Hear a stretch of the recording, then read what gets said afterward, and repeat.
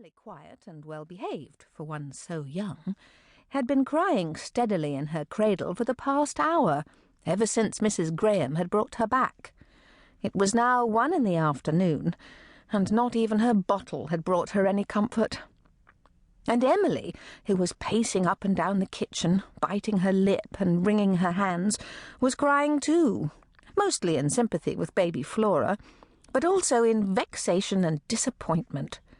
At this very hour she should have been at Windermere Station, boarding the afternoon train for London, where Miss Keller was waiting.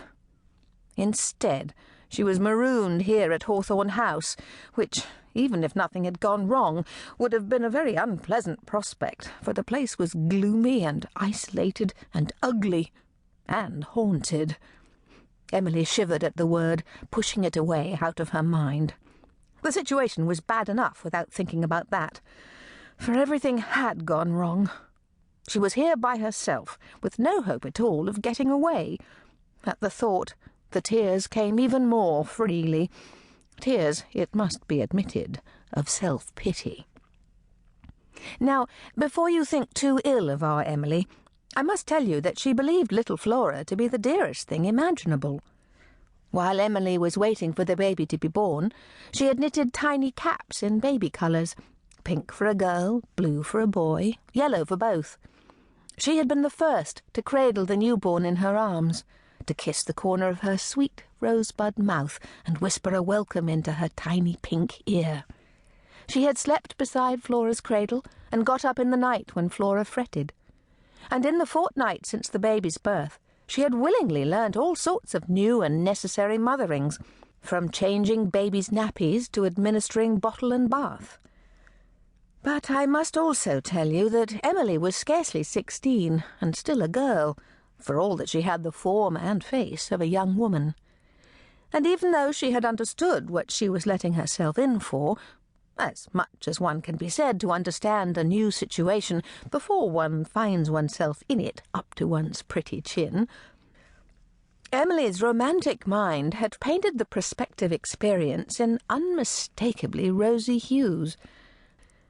But she had made mistakes, some of them quite regrettable. For one thing, she had trusted the gypsy lad to whom she had given her heart when she met him at market some months before.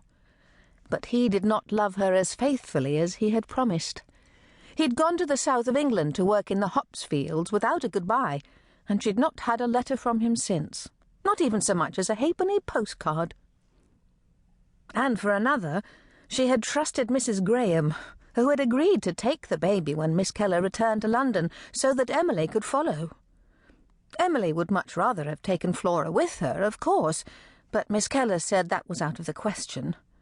So Emily had no choice. And really, when you stop to think of it, Flora would be happier growing up in the country rather than the city. But London, well, London was Emily's dearest dream. London, and the blue velvet dress that Miss Keller had mentioned, and the smart blue boots that would go with the dress, and the white fur muff. Oh, such joy! But Mrs. Graham had let her down, just like the gypsy lad. The city seemed as far away as the moon, and the dress, boots, and muff might as well be on Mars. Emily felt terribly betrayed, as you would too, I dare say, if you had your heart set on going to London and learnt at the very last minute that you could not go. So I'm sure you can understand why Emily was crying. Miss Keller had already left for London and was expecting her. Mrs. Hawker, the cook, had gone away too, to take care of her sister. Mrs. Hawker was deaf as a doorpost, and couldn't be counted on for ordinary conversation, but at least she'd been another presence in the house. Deirdre Malone hadn't dropped in lately either. Deirdre was too young to be a true confidante, but she'd been a willing listener, even if Emily couldn't tell her the whole truth. Emily could scarcely blame her employer for the way things had turned out. All the arrangements had been completed before Flora's birth, and Miss Keller had left believing everything satisfactorily settled. Mrs. Graham, the midwife, had undertaken to foster the child. Best of all possible outcomes, Emily agreed, although sadly, as I said before,